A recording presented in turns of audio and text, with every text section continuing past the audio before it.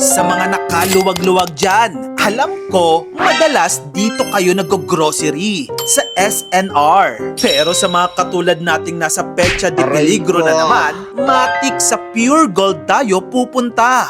Malaki ang pagkakaiba ng dalawang supermarket na ito, pero may pagkakapareho sila. Iisa lang ang may-ari sa dalawang giant supermarkets na ito. At alam mo bang mag-asawa sila? They are one of the richest billionaire couples in the country. Meet Lucio Ko and Susan Ko. Noong 1998, sinimula ni Lucio Ko ang Pure Gold. Ang first branch nito ay nagbukas sa Mandaluyong at ang target market nila noon pa dalawa lang. Masang Pilipino at maliliit na negosyo. Kaya iba ang vibe ng Pure Gold. Hindi siya pasosyal, hindi siya trying hard maging fancy. Kaya patok siya sa mga nanay, sari-sari store owners, at mga taong may hilig bumili ng maramihan. Dito naging malakas ang Pure Gold. Hindi lang sila supermarket, naging partner sila ng maliliit na negosyo. Kasi kung may sari-sari store ka, hindi ka bibili ng isang pirasong shampoo lang. Bibili ka ng isang box. Hindi ka bibili ng isang soft drink. Bibili ka ng maraming case. At kapag milyong-milyong Pinoy ang ganyan bumili, doon lumalaki ang negosyo. Ngayon, pumunta naman tayo sa SNR Membership Shopping. Ito naman ang parang warehouse-style shopping. Malalaking aisle, malalaking carts, puro imported ang binibenta. At syempre, yung food court na maraming pumupunta kahit pizza lang naman talaga ang tunay na pakay. Ang SNR ay patterned after warehouse clubs like Costco and Sam's Club sa United States. Ibig sabihin, membership-based siya. Magbabayad ka ng membership fee, then makakapasok ka para bumili ng items. Kaya iba ang market niya. Kung ang Pure Gold ay pangmasa at pangnegosyo, ang SNR naman ay pang bulk buying, imported finds, at madalas middle to upper class families.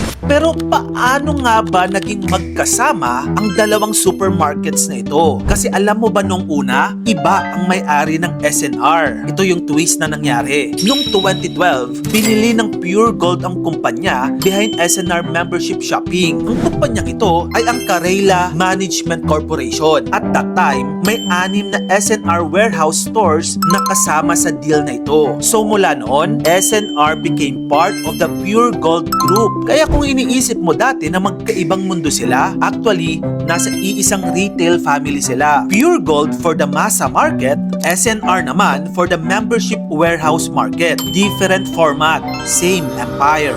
Pero ang tanong, ilang branches na ba ang meron sila? As of end of 2025, Pure Gold operated 784 stores nationwide. Kasama rito ang around 680 Pure Gold stores, 33 SNR membership shopping warehouses, and 71 SNR New York-style quick service restaurants. Ibig sabihin, hindi lang ito supermarket chain. This is a giant retail network. Ang isa pang interesting na tanong, magkano ang kinita ng Pure Gold at SNR? For 2025, Pure Gold Price Club Incorporated reported consolidated revenues of around 242.45 billion pesos. Combined business na yan that includes Pure Gold, SNR, and related operations ha. How about their net income o yung tubo nila? Nasa around 11.3 billion pesos yan in 2025. Yes, billion. Hindi sales lang ha. Kita na yon after expenses.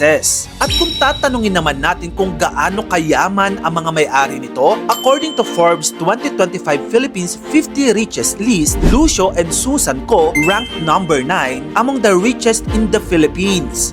Magkano ang kanilang estimated net worth? $2.4 billion or roughly 144 billion pesos plus. Kaya yes, iisa ang business empire sa likod ng Pure Gold at SNR. At ang nakakabilib dito, magkaiba ang mukha nila pero pareho ang misyon. Kunin ang grocery spending ng Filipino families. Kung gusto mo pa ng mga ito pang klaseng content, dito lang yun sa channel ko kaya mag-follow ka na. Maraming salamat sa panonood mga kamagkano.